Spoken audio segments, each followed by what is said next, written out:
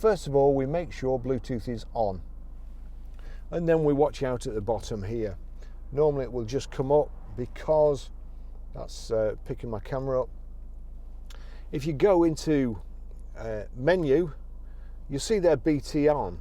Now if you were to knock that, it's BT off.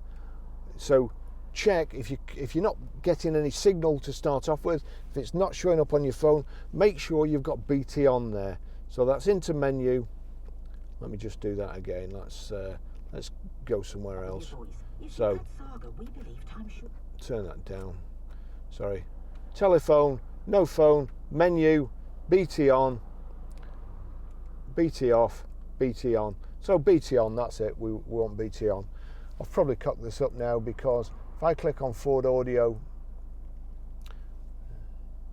please enter the PIN code shown on the radio display into your mobile phone. There you go. The phone has come up with a PIN number of 8101. So 8101, and then we click pair.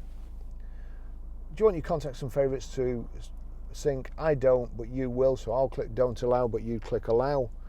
And let's just see Ford Audio connected. That's it, done. It's as easy as that.